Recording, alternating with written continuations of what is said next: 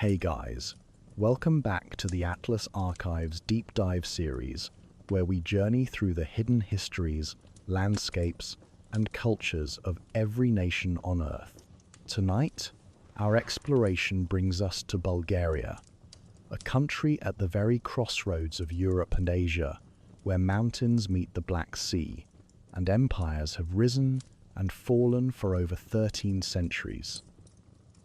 In this episode, we'll take a calm, immersive journey through Bulgaria's remarkable geography and rich past, from the ancient Thracian tombs and the ruins of Roman cities, to the rise of powerful medieval kingdoms and the long shadow of the Ottoman era. We'll uncover how Bulgaria's enduring traditions, folklore, and Orthodox heritage continue to shape its spirit today.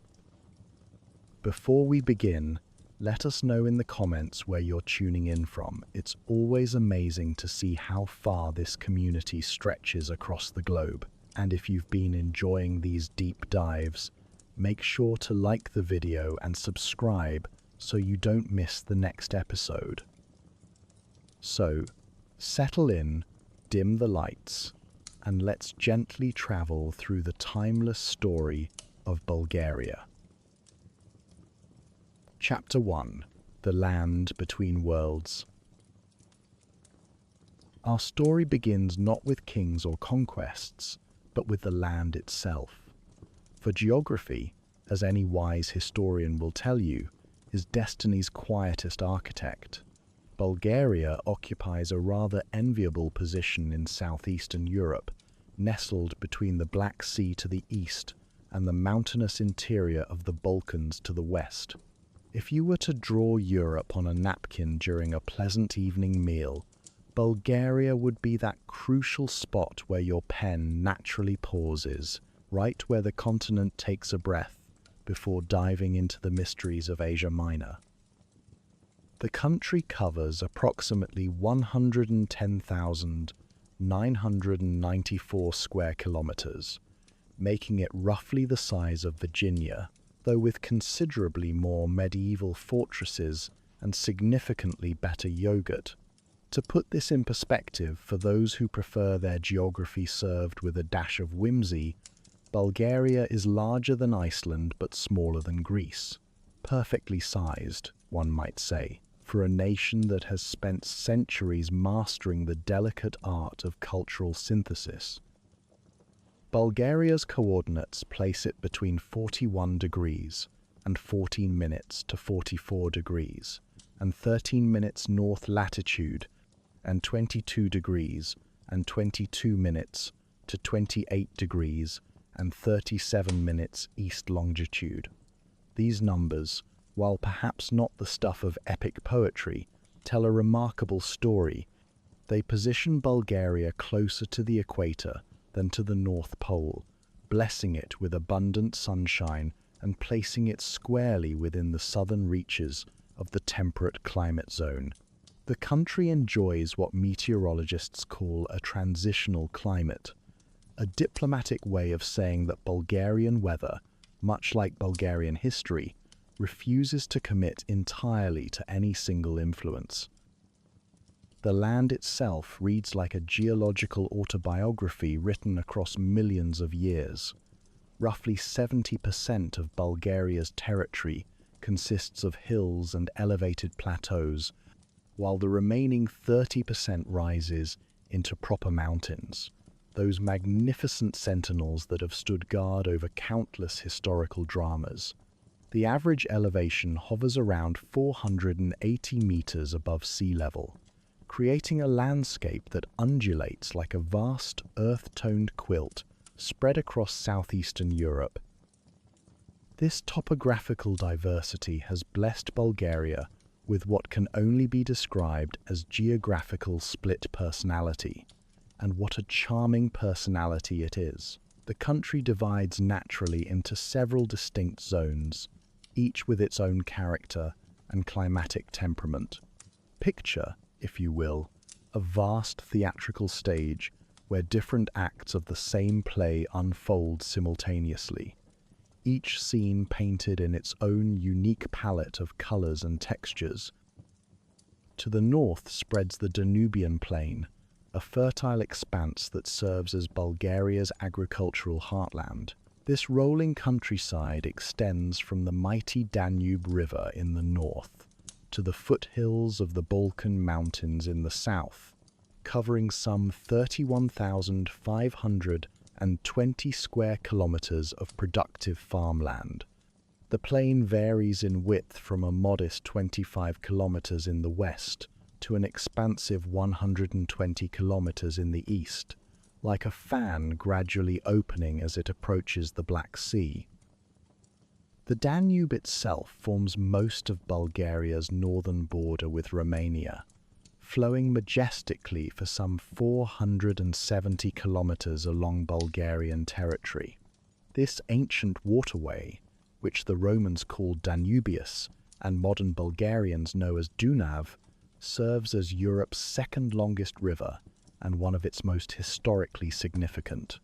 For Bulgaria, the Danube represents far more than a mere boundary line.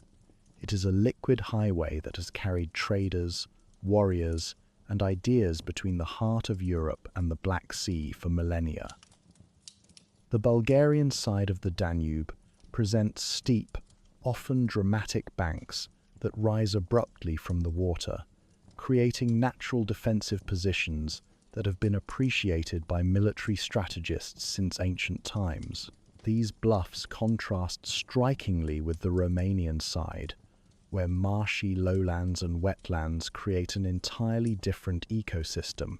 This topographical asymmetry has shaped not only the river's ecology, but also the way human settlements developed along its banks. Several important rivers traverse the Danubian Plain, flowing northward from the Balkan Mountains, like tributaries feeding the great arterial highway. The Ogosta, Iskar, Vit, Osam, and Yamtra rivers all make their pilgrimages to the Danube, carrying with them the snowmelt and rainfall collected in the mountains. The Iskar, Bulgaria's longest river, deserves special mention for its remarkable journey through the Iskar Gorge, where it carves a dramatic passage through the Balkan Mountains, nature's own version of civil engineering that has impressed travelers for centuries.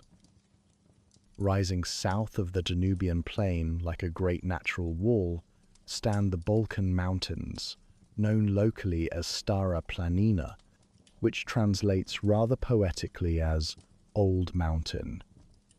These ancient peaks stretch for approximately 600 kilometers across the heart of the country, from the Serbian border in the west to the Black Sea in the east.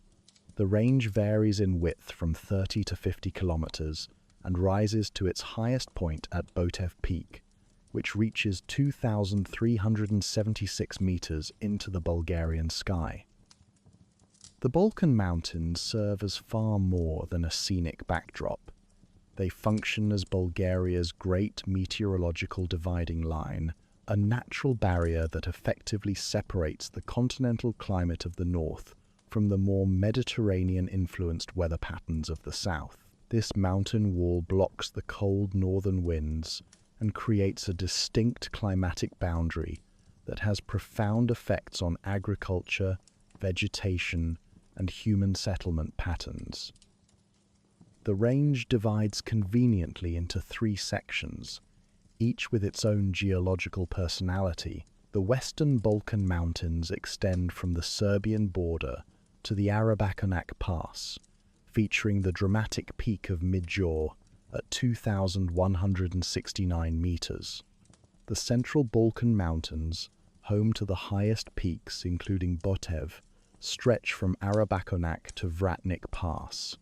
Finally, the eastern Balkan Mountains gentle gradually toward the sea, their rounded summits creating a more subdued landscape as they approach Cape Emine on the Black Sea coast. These mountains harbor treasures both natural and human-made. Ancient forests of beech and oak clothe their slopes, while higher elevations support communities of pine and spruce. Hidden among these wooded ridges are mineral springs, medieval monasteries, and small villages where traditional ways of life continue much as they have for centuries. The mountains are crossed by several historic passes, including the famous Shipka Pass, where one can almost hear the echoes of countless armies, merchants, and pilgrims who have traversed this crucial route between north and south. South of the Balkan Mountains lies a transitional zone that geographers describe with evident affection as a region of complex relief. Here, smaller mountain ranges alternate with fertile valleys and basins, creating a patchwork landscape that includes the Sofia Basin, where the capital city nestles comfortably at an elevation of approximately 550 meters. This central region serves as Bulgaria's political and economic heart, though it represents just one part of the country's geographical symphony. The southern reaches of Bulgaria are dominated by the Rila-Rhodope Massif, a mountainous region that includes some of the most spectacular scenery in southeastern Europe. Here stand the Rila Mountains, crowned by Musala Peak at 2,925 meters, the highest point not only in Bulgaria, but in the entire Balkan Peninsula. These peaks, with their alpine lakes and pristine forests, seem to touch the very ceiling of the Balkan world. The Rhodope Mountains stretch eastward from the Rila Range, extending into northern Greece and creating a natural bridge between Bulgarian and Aegean influences. With their gentler contours and ancient villages, the Rhodopes possess a mystical quality that has inspired folklore and legends for generations. Local inhabitants speak of hidden monasteries, healing springs, and mountain spirits, and in this landscape of mist-shrouded peaks and ancient forests, such stories seem entirely plausible. Not to be outdone, the Pirin Mountains rise in the southwest, their marble peaks and glacial lakes creating what many consider the most dramatic mountain scenery in Bulgaria. Vikran Peak reaches 9,560 feet, its summit often crowned with snow even in summer, while below, pristine alpine meadows burst into riot of wildflowers each spring.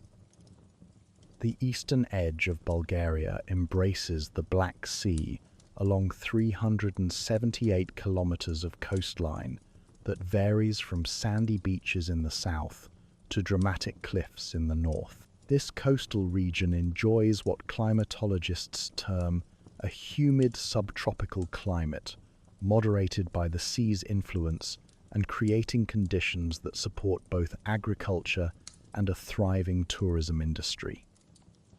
The Black Sea coast divides naturally into northern and southern sections, separated by Cape Emin where the Balkan Mountains finally meet the sea.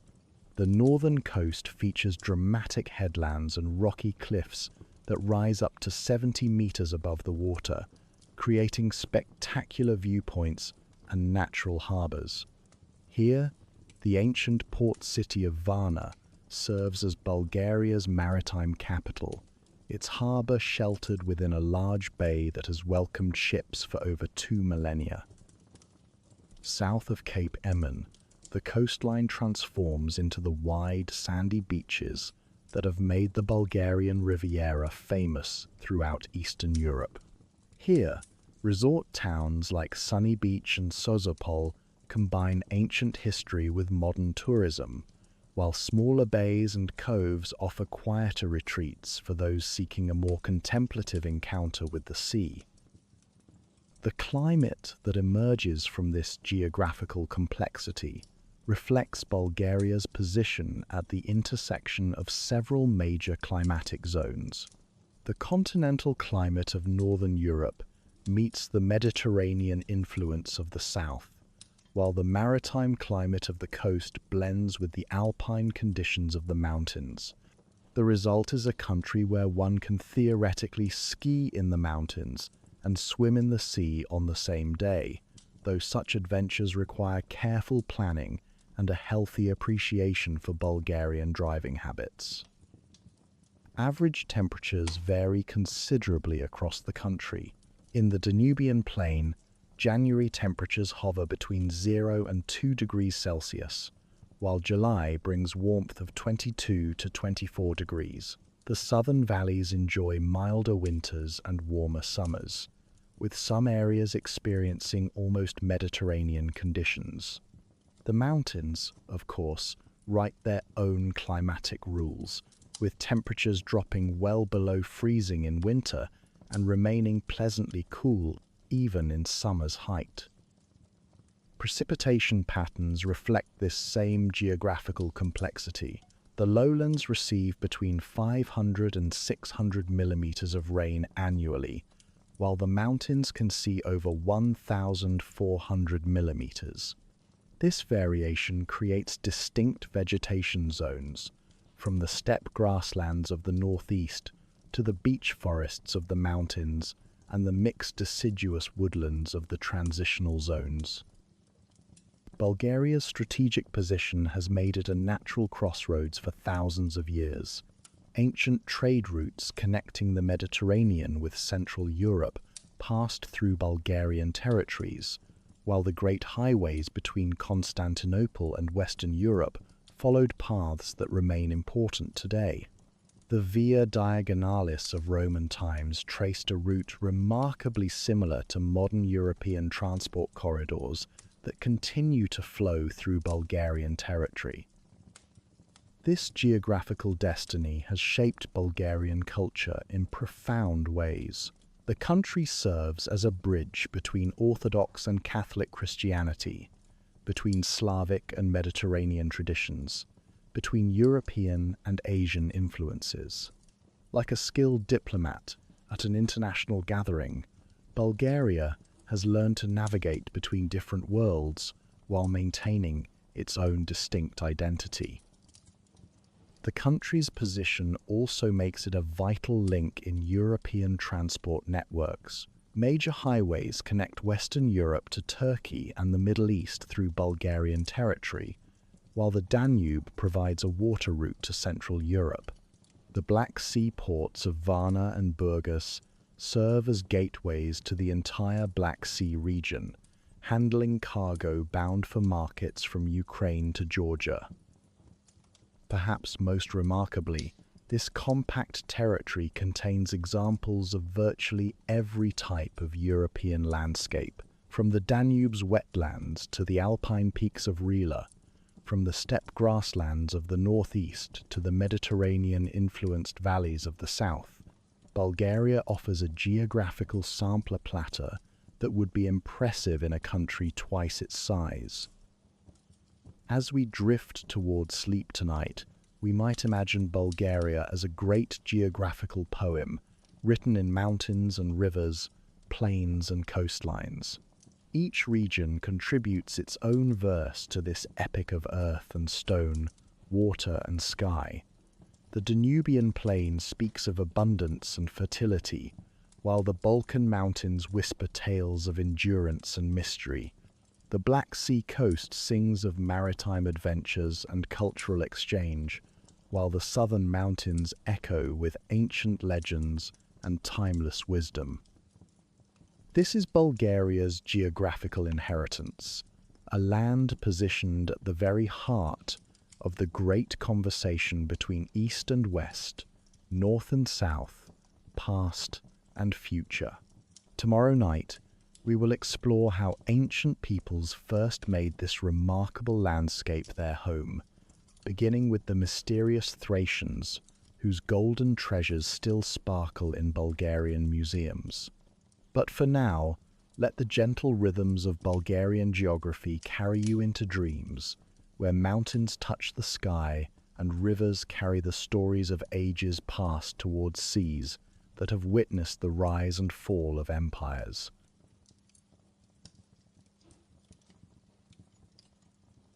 Chapter 2: Ancient Roots and Thracian Mysteries. Picture, if you will, a time when the Danube ran wild and uncharted, when the Balkan mountains harbored not medieval monasteries but sacred groves where ancient rituals unfolded beneath starlit skies. This was the world of the Thracians, a civilization that emerged from the Bronze Age shadows around the 3rd millennium before Christ, gradually coalescing from various tribal groups into one of Europe's most fascinating ancient cultures. The Thracians, according to the Greek historian Herodotus, that delightfully gossipy father of history who never met a story he couldn't embellish, constituted the largest nation in the known world after the Indians. While we might take Herodotus's demographic enthusiasm with a grain of ancient salt, archaeological evidence certainly supports the notion that Thracian culture spread across a vast territory encompassing modern-day Bulgaria, northern Greece, parts of Turkey, Romania, and Serbia. In essence, they claimed nearly all the lands our geographical survey explored yesterday, making them the first true inheritors of Bulgaria's strategic position.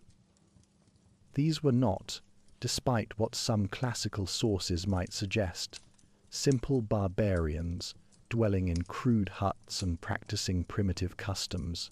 Rather, the Thracians developed a sophisticated civilization with its own complex religious beliefs, artistic traditions, and social hierarchies that would have impressed any contemporary Mediterranean observer.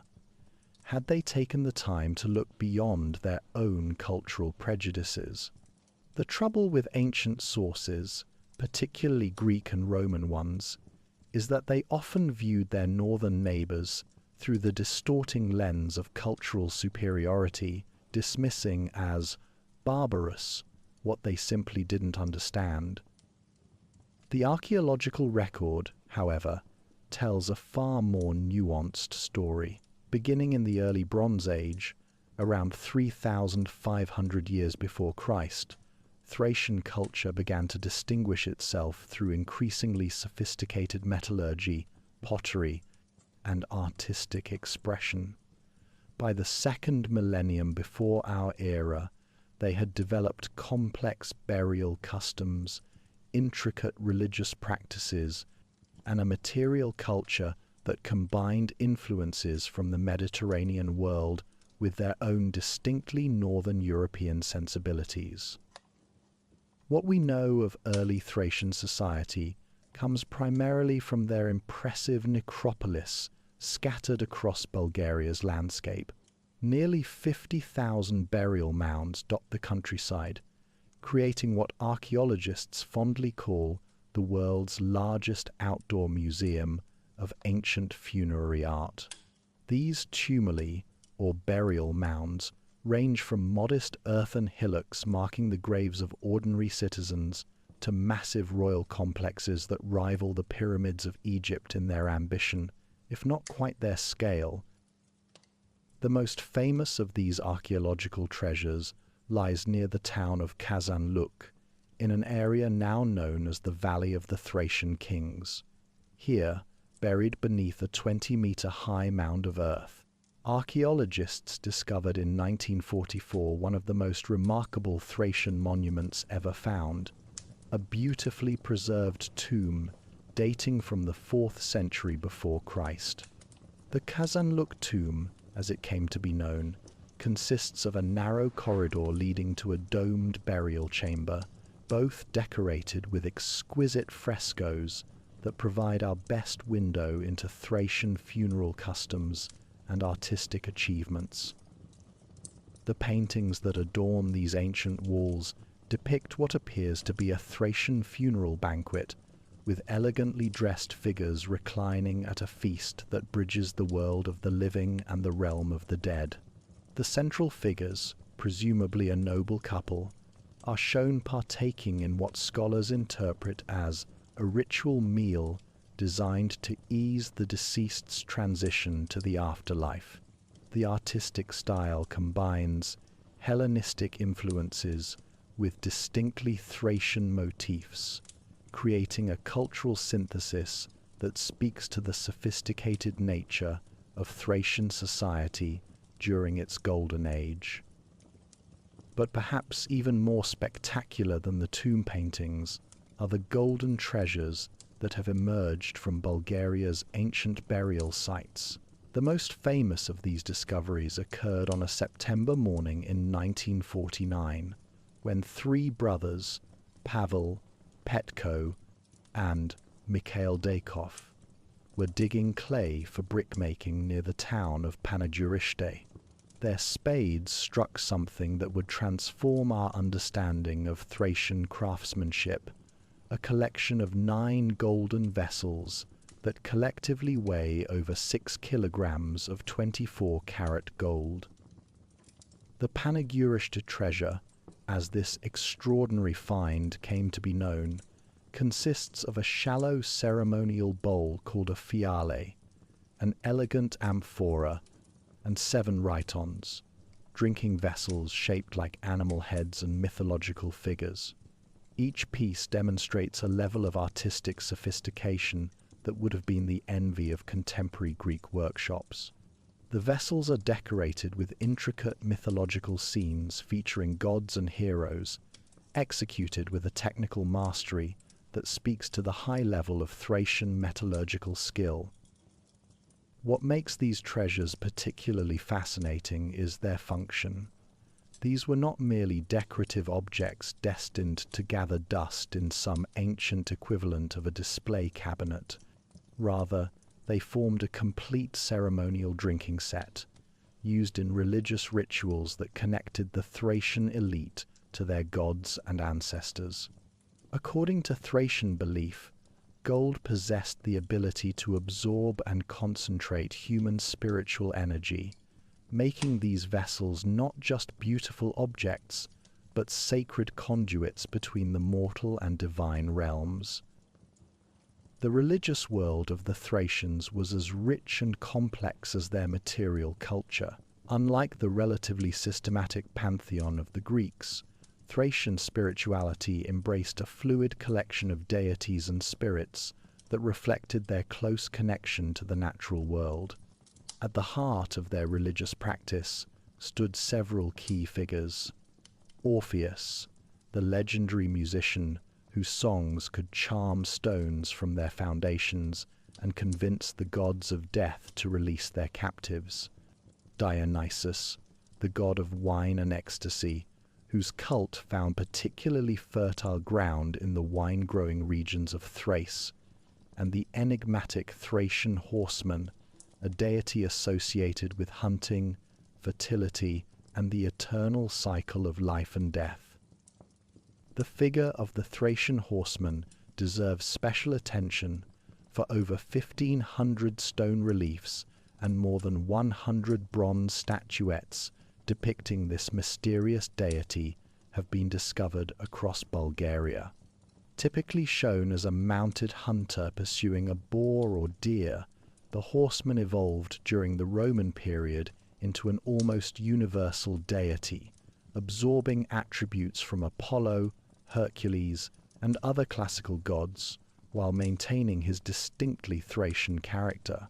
So pervasive was this cult that when Christianity arrived in the region, the horseman simply transformed into Saint George, demonstrating the remarkable continuity of Bulgarian religious sensibility across millennia. The most famous Thracian religious figure, however, remains Orpheus, the mythical musician whose story embodies the sophisticated nature of Thracian spiritual thought. According to legend, Orpheus was not merely a talented performer, but a prophet and religious reformer who taught humanity about the immortality of the soul and the proper rituals for achieving eternal life. The Orphic mysteries, which spread throughout the ancient Mediterranean world, originated in the mountainous regions of Thrace and represented one of antiquity's most sophisticated theological systems. Archaeological evidence supports the notion that Thracian religious practices were indeed highly developed. Sacred sites scattered across the Bulgarian mountains include elaborate rock-cut sanctuaries, astronomical observation platforms, and ritual complexes that demonstrate a sophisticated understanding of seasonal cycles and celestial movements. The famous sanctuary at Perprikon in the Rhodope Mountains, carved entirely from solid rock and covering several hectares, represents one of Europe's largest ancient religious complexes. The political organization of Thracian society reached its zenith during the 5th and 4th centuries before Christ, with the emergence of the Odrysian kingdom, the largest and most powerful Thracian state ever created. Founded by King Teres I, this confederation of tribal groups controlled territory stretching from the Danube to the Aegean Sea, with its capital located somewhere along the lower reaches of the Maritsa River. Teres, according to some sources, lived to the remarkable age of 92 years, leading aggressive foreign policy campaigns well into what most ancient peoples would have considered extreme old age. The Odrysian kingdom represented a remarkable achievement in political organization, uniting dozens of previously independent tribes under a single royal authority while maintaining local customs and traditions. The kingdom's wealth came from its strategic position controlling trade routes between the Greek cities of the coast and the barbarian peoples of the interior, as well as from the abundant natural resources of Thracian lands, particularly gold, silver, and the famous Thracian horses that were prized throughout the ancient world. One of the most significant Odrysian rulers was Sooths III, who established a new capital called Southopolis near modern-day Kazanluk in the 4th century before Christ.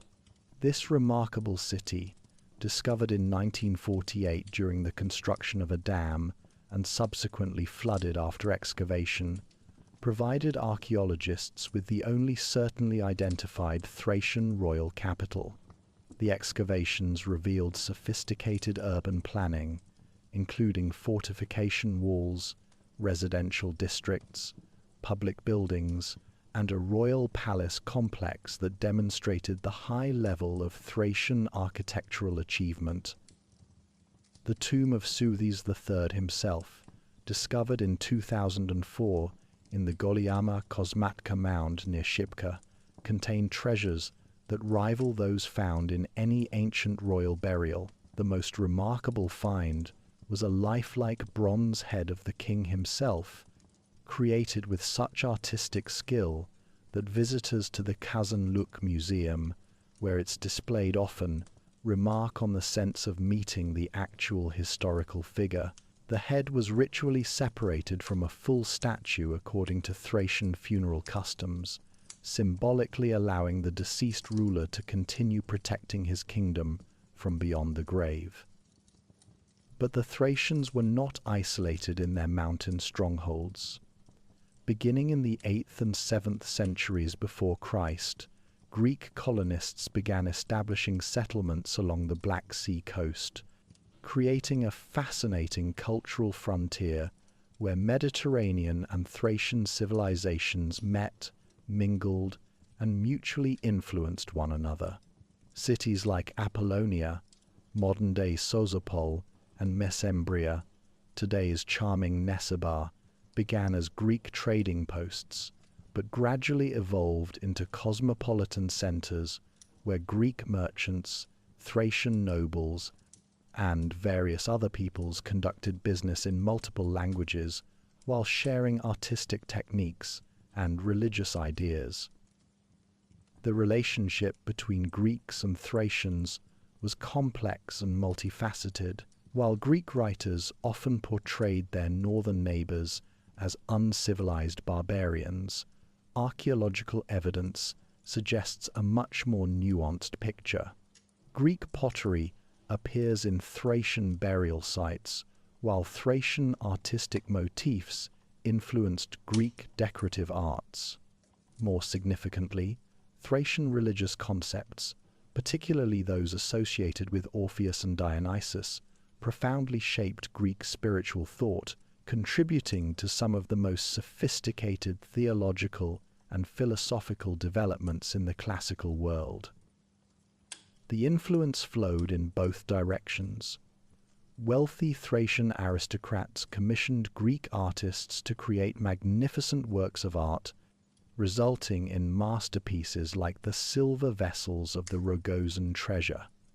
165 pieces of silver tableware discovered in 1985, many decorated with scenes from Greek mythology, but adapted to Thracian tastes and customs.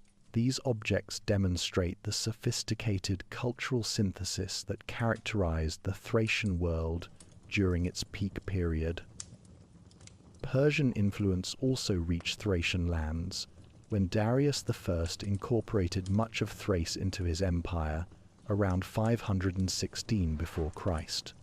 Rather than suppressing local culture, the Persians followed their usual practice of ruling through local elites, allowing Thracian customs to continue while extracting tribute and military service.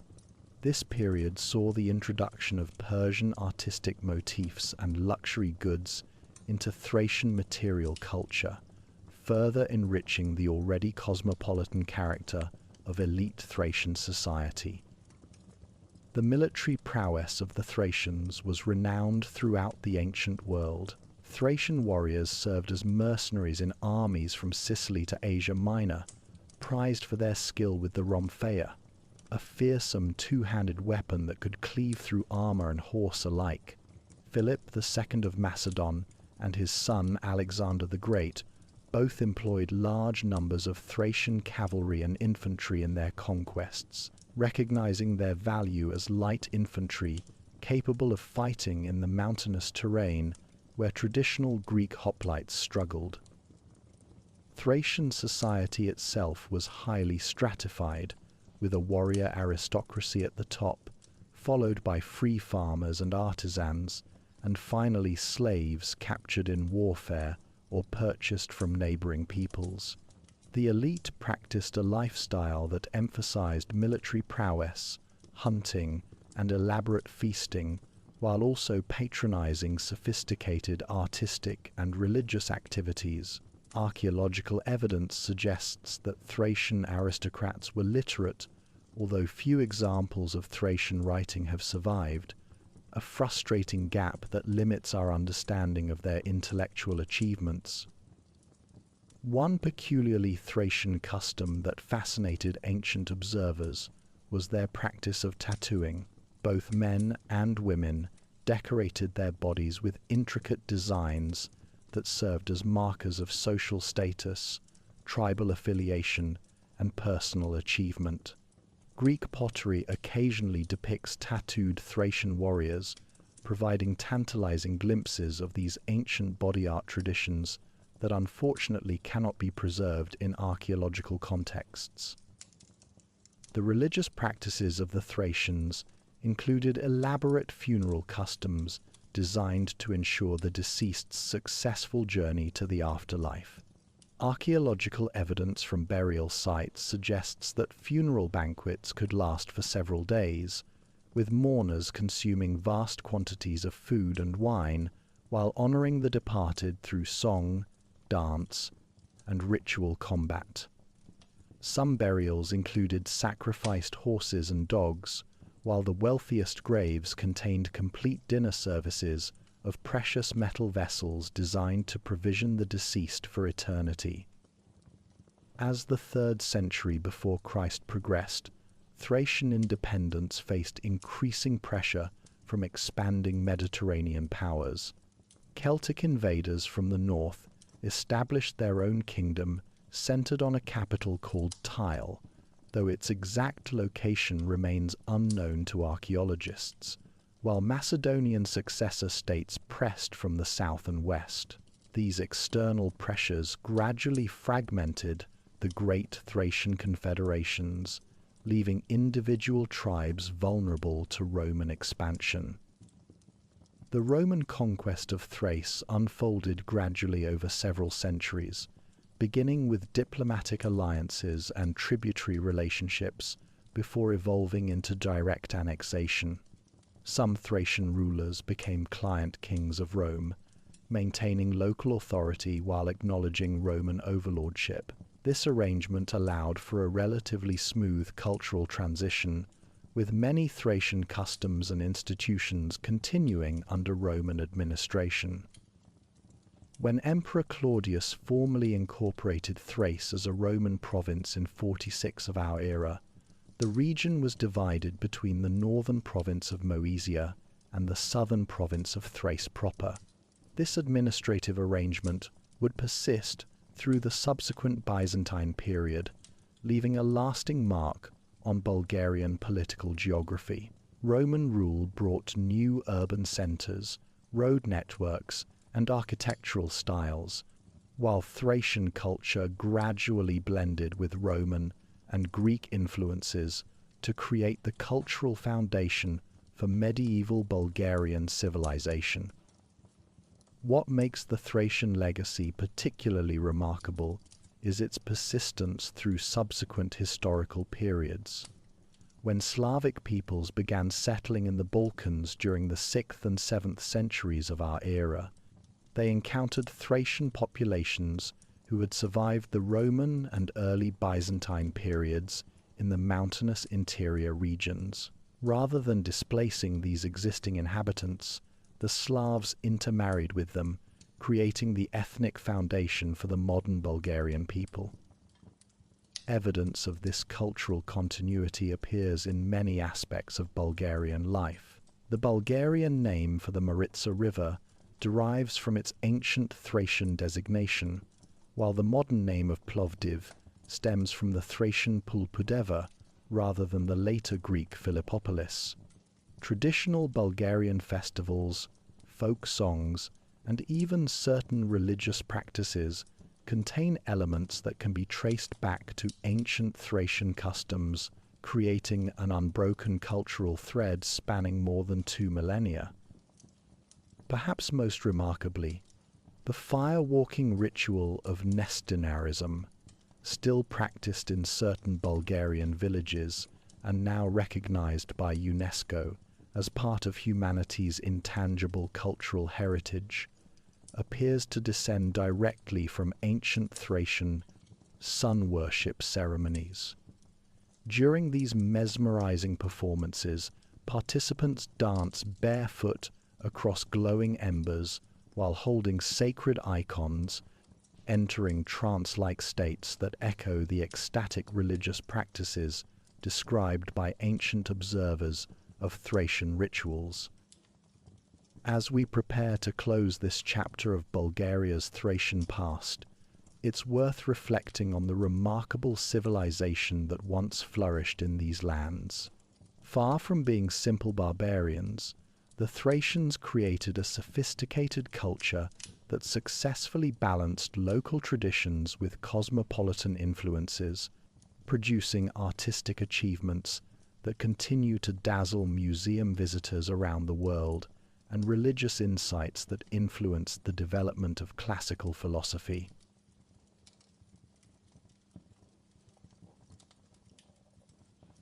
Chapter 3: The Rise of the Bulgarian Empire. Our tale begins not in Bulgaria itself, but in the vast grasslands north of the Black Sea, where a confederation of Turkic tribes known as the Bulgars had established a realm called Old Great Bulgaria under their Khan Kubrat. These were not the agricultural Slavs who had already settled in the Balkan valleys, nor the urbanized descendants of Thracians and Romans who inhabited the cities, but nomadic horsemen who measured wealth in livestock and territory by the distance their cavalry could ride in a day. Khan Kubrat, who had been baptized in Constantinople and maintained cordial relations with the Byzantine Empire, ruled this steppe confederation from approximately 630 to 665. But upon his death, the inexorable pressures of the Khazar expansion shattered his realm like pottery dropped on stone. According to the chroniclers, and one must always remember that medieval chroniclers had a weakness for neat, symbolic numbers, Kubrat's 5 sons divided his inheritance and scattered to the winds with their followers. The eldest, Batbayan, remained in the ancestral lands and eventually submitted to Khazar overlordship. The second, Kotrag, led his people to the middle Volga region and founded what would become known as Volga Bulgaria. But it was the third son, Asparuh, whose name would echo through the centuries, who made the decision that would change the course of European history. He would lead his people westward to the lower Danube, into lands where destiny waited with open arms. Asparuh's migration was perfectly timed, though whether by design or fortune we cannot say. The Byzantine Empire, that eastern heir to Rome's purple legacy, found itself desperately engaged in a life-or-death struggle with the expanding Arab Caliphate.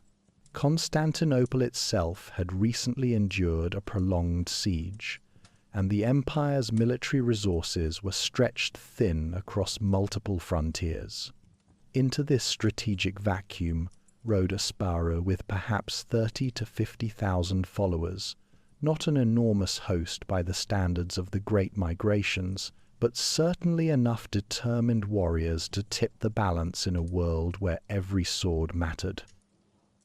By the 670s, Asparuh had established his people in the Danube Delta, probably on the now vanished Puce Island, where the great river splits into multiple channels before reaching the Black Sea. Here, in this maze of marshes and waterways, the Bulgars created a fortified base that Byzantine chroniclers called Onglos, a name that has puzzled scholars for centuries but which likely described the swampy, defensive nature of the terrain. The Byzantines, once they had dealt with their Arab crisis, could hardly ignore this new presence on their northern frontier. In 680, Emperor Constantine IV, a capable ruler who had just achieved the remarkable feat of breaking the Arab siege of Constantinople, gathered a massive army and fleet to drive out these upstart nomads. The emperor was confident. After all, his forces had just proved their mettle against the greatest military power of the age. When the two forces met at the Battle of Ongala in 680, disaster struck the imperial army. Constantine fell ill during the campaign and was forced to withdraw for medical treatment, causing panic and desertion among his troops. Asparuh's forces, fighting alongside local Slavic allies, shattered the demoralized Byzantine army and pursued the survivors south across the Balkan mountains into Thrace itself. The psychological impact of this victory cannot be overstated. Here was a nomadic chieftain who had not merely defended his marshy refuge, but had actually defeated and pursued a proper Byzantine army, the same military machine that had just withstood the full might of the Caliphate. Suddenly, the balance of power in the northern Balkans shifted dramatically, and Constantine found himself in the unprecedented position of having to negotiate with barbarian conquerors from a position of weakness. The treaty signed in 681 represents one of history's more remarkable diplomatic documents. Not only did Byzantium acknowledge Bulgarian independence, the first time the empire had formally recognized a barbarian state established on formerly Roman soil, but it also agreed to pay an annual tribute to the Bulgars. In essence, the heirs of Caesar were now paying protection money to nomadic horsemen, a humiliation that must have stung Byzantine pride considerably. The territory ceded to Asparuh's new Bulgarian state encompassed the lands between the Danube and the Balkan Mountains. essentially the region that Byzantine administrators called Scythia Minor, plus the northeastern portions of the province of Moesia. This gave the Bulgars control of the vital Danube frontier and access to some of the most fertile agricultural land in the Balkans, while their Slavic allies provided the agricultural expertise needed to exploit these new territories effectively. Aspara established his capital at Pliska, strategically located in the heart of his new realm, where it could control both the Danubian approaches and the mountain passes leading into Thrace. Archaeological excavations have revealed Pliska to have been an impressive complex of palaces, administrative buildings, and defensive works that demonstrates the Bulgars' rapid adaptation to settled life. Within a generation, these former nomads were building in stone and governing agricultural populations with considerable sophistication. The early Bulgarian state represented a fascinating fusion of different cultural elements. The Bulgar minority provided political and military leadership, maintaining their traditional tribal organization and their reverence for the sky god Tangra. The Slavic majority contributed agricultural knowledge, craftsmanship, and demographic weight, while the remnant Thracian and Roman populations provided administrative experience and links to classical civilization. This cultural synthesis deepened during the reign of Khan Tervel, Asparuh's successor, who proved himself to be one of the most astute diplomatic players of his age. When the deposed Byzantine Emperor Justinian II sought allies for a restoration attempt in 705, Tervel provided crucial military support in exchange for significant territorial concessions and the unprecedented honor of receiving the Byzantine title of Caesar, making him technically the third-ranking person in the imperial hierarchy. More dramatically, when Arab forces launched another massive siege of Constantinople in 717, Tervel's intervention proved decisive. His cavalry helped lift the siege, earning him the title Savior of Europe from grateful Christian chroniclers.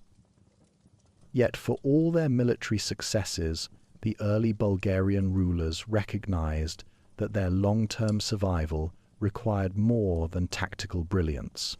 The challenge facing any nomadic group that settles among agricultural populations is how to maintain political cohesion while adapting to a completely different way of life. The Bulgars solved this problem through a gradual but deliberate process of cultural synthesis that would reach its culmination during the momentous reign of Boris I. Boris ascended to the throne in 852, inheriting a realm that had grown considerably since Asparuh's day, but which still faced the fundamental challenge of uniting its diverse populations under a single identity. The Bulgars remained a dominant military aristocracy, but they were vastly outnumbered by their Slavic subjects, while both groups remained distinct from the Christianized descendants of the old Roman provincial population. The solution that Boris devised was as bold as it was far-reaching. He would unite his diverse realm through the adoption of a single, universal faith. Christianity had been slowly spreading among all segments of Bulgarian society, carried by merchants, prisoners of war, and Byzantine missionaries who operated with varying degrees of official sanction.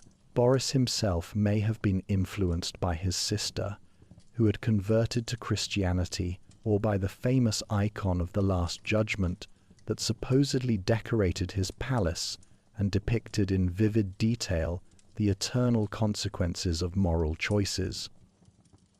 The decision to convert was not made lightly. Boris initially negotiated with both Rome and Constantinople, playing the two great Christian centers against each other to secure the best possible terms for Bulgaria's integration into Christendom.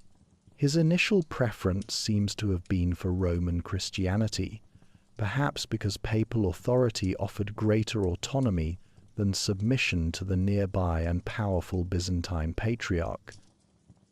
But in 863, Byzantine Emperor Michael III launched a surprise invasion of Bulgaria during a period of famine and natural disasters. Caught off guard and unable to resist effectively, Boris was forced to sue for peace and agree to accept Christianity according to Eastern Orthodox rites in exchange for territorial concessions in Thrace and the lifting of the Byzantine siege. The baptism of Boris and his family took place in early 864 at Pliska, conducted by a Byzantine embassy of clergy with Emperor Michael serving as godfather. Boris adopted the Christian name Michael in honor of his spiritual patron, becoming known to history as Boris Michael, though most sources simply call him Boris I. The Christianization of Bulgaria was not merely a personal conversion, but a revolutionary transformation of the entire state. Boris decreed the abandonment of traditional pagan practices, the destruction of ancient cult sites, and the construction of churches throughout his realm. This provoked a serious rebellion among the traditional Bulgar aristocracy, who saw their ancestral customs and privileges threatened by this foreign innovation. Boris's response was characteristically decisive. He crushed the rebellion with considerable bloodshed, executing 52 boyar families who had participated in the revolt. This brutal suppression sent a clear message that Bulgaria's Christian future was not negotiable, while simultaneously breaking the power of the traditional pagan aristocracy and centralizing authority in the hands of the converted monarch. But Boris understood that successful conversion required more than military force. It needed genuine cultural transformation. In 886, he welcomed to Bulgaria a group of scholars who would prove instrumental in this process: the disciples of Saints Cyril and Methodius, the so-called apostles to the Slavs, who had been expelled from Moravia following political changes in that kingdom. These learned men brought with them something revolutionary: a system of writing specifically designed for Slavic languages. Cyril and Methodius had originally created the Glagolitic alphabet for their missionary work, but their followers, working under Boris's patronage, developed this into the more practical Cyrillic script that bears Cyril's name to this day. The implications of this development can hardly be overstated. For the first time, Slavic-speaking Christians could worship, learn, and conduct government business in their own language rather than in Greek or Latin. This linguistic independence was crucial to developing a distinctly Bulgarian Christian identity that owed allegiance to Constantinople in matters of faith while maintaining cultural autonomy. Under Boris's patronage, Bulgarian scholars translated Christian texts into Old Bulgarian, creating a rich literary tradition. The monasteries of Pliska and Ohrid became centers of learning, while Bulgarian missionaries carried the new script to neighboring lands. When Boris abdicated in 889 to retire to a monastery, itself a striking demonstration of Christian piety from a former pagan war chief, he left behind a thoroughly transformed realm. His eldest son Vladimir attempted to restore paganism upon taking the throne, but Boris emerged from retirement, deposed his own child, and installed his second son Simeon as ruler. At the Council of Preslav in 893, the final break with the Byzantine Church was formalized. Greek clergy were replaced with Bulgarians, and Old Bulgarian was declared the official language of both church and state. The reign of Simeon the Great, which lasted from 893 to 927, represents the absolute pinnacle of the First Bulgarian Empire.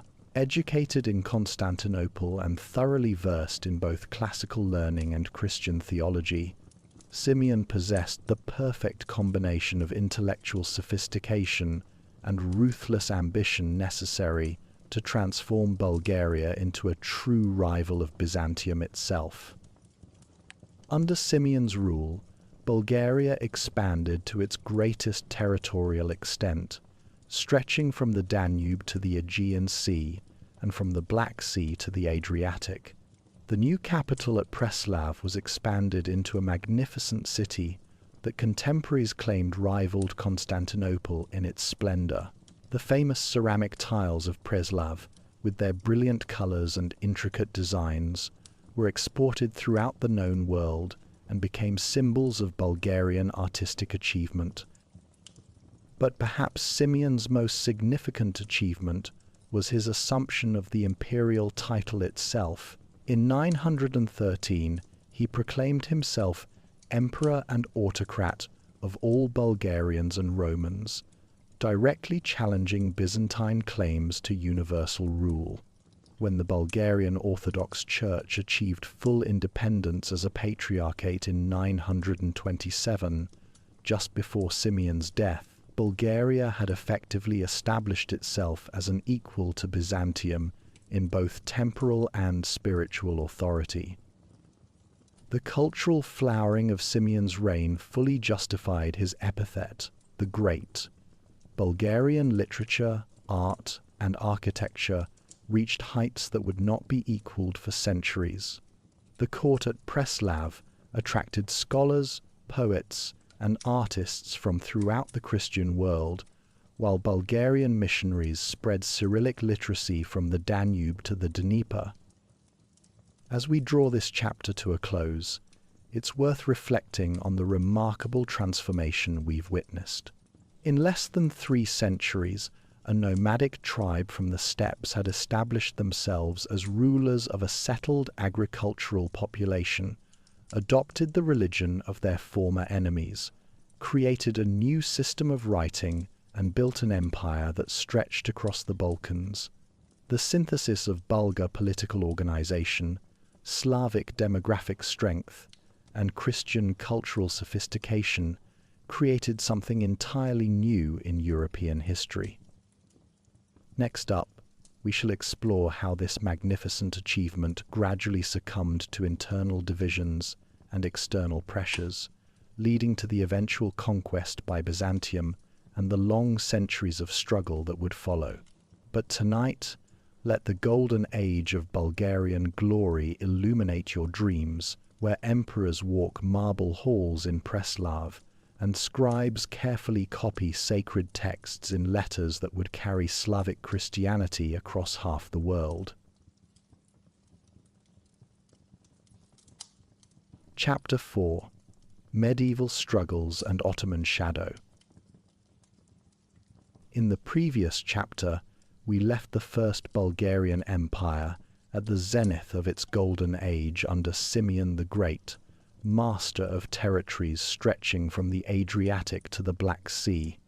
But empires, like all human creations, carry within themselves the seeds of their own transformation. Following Simeon's death in 927, Bulgaria gradually weakened under less capable successors, internal divisions, and the relentless pressure of a resurgent Byzantine Empire under the formidable Basil II, ominously known as the Bulgar Slayer. The coup de grace came in 1018, when the last strongholds of Bulgarian resistance finally submitted to Byzantine authority. For nearly 2 centuries, Bulgaria vanished from the political map of Europe, its territories absorbed into Byzantine themes, its nobility dispersed or destroyed, its distinctive culture submerged beneath waves of Greek administrative influence. To the casual observer, it might have seemed that the Bulgarian story had reached its conclusion, that this remarkable synthesis of Bulgar, Slav, and Christian elements had finally dissolved back into the broader currents of Byzantine civilization. But national consciousness, once awakened, proves remarkably resilient. Throughout the long Byzantine interregnum, Bulgarian identity survived in mountain villages, in monastery scriptoriums, and in the memories of peasant families who whispered stories of ancient kings and vanished glories to their children. The Bulgarian language continued to be spoken, Bulgarian customs maintained, and Bulgarian saints venerated, creating an underground river of cultural continuity that would eventually burst forth into the daylight of renewed independence. The opportunity for resurrection came in 1185, when the disastrous rule of the Byzantine Emperor Andronikos I had weakened imperial authority and imposed crushing new taxation to fund his extravagances. The spark that ignited rebellion came from an incident both mundane and symbolically perfect. Two aristocratic brothers from Tarnovo, Theodore and Asen, approached the emperor, requesting grants of relatively modest estates in the Balkan mountains in exchange for military service. When Andronikos not only refused, but struck Asen across the face in a fit of imperial arrogance, he unknowingly lit the fuse of Bulgarian liberation. Returning to their stronghold at Tarnovo, a city perched dramatically on rocky hills overlooking the Yantra River, the brothers began planning their response with remarkable political sophistication. They commissioned the construction of a church dedicated to Saint Demetrius of Thessaloniki and claimed to possess a miraculous icon of the saint that had abandoned its Greek home to support the Bulgarian cause. On October 26, 1185, the feast day of Saint Demetrius, they raised the banner of revolt before an enthusiastic crowd that saw divine sanction in their rebellion against Byzantine oppression. The timing could hardly have been better. Byzantium faced threats on multiple frontiers: Norman attacks in Italy, Turkish pressure in Anatolia, and the approaching storm clouds of the Crusades that would soon engulf the eastern Mediterranean in warfare and confusion. The imperial government simply lacked the resources to mount an effective response to a well-organized rebellion in the distant Bulgarian lands, particularly one that quickly gained the support of local Slavic populations who had their own grievances against Byzantine rule. The brothers divided their responsibilities with practical wisdom. Peter the Elder took the imperial title as Peter IV, while Asen, the better military commander, assumed operational control of their forces. Their strategy combined swift movement with careful alliance building, striking at isolated Byzantine garrisons while persuading local populations to join their cause.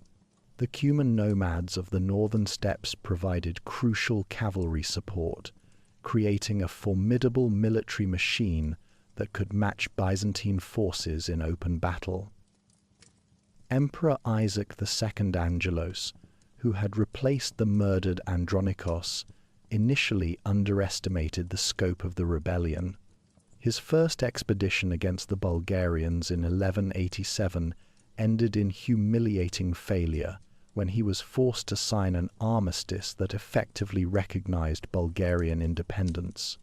A second campaign in 1190 ended even more disastrously when the imperial army was routed at the Triavna Pass, with Isaac barely escaping with his life, while the Bulgarians captured the imperial treasury, including crown jewels that symbolically transferred legitimacy from Constantinople to Tarnovo. By 1196, when Asen was crowned as Ivan Asen I, the Second Bulgarian Empire controlled territories encompassing much of the ancient Bulgarian heartland. But the true architect of Bulgaria's medieval Renaissance would prove to be Asen's nephew, Ivan Asen II, whose reign from 1218 to 1241 represents perhaps the most brilliant period in Bulgarian history.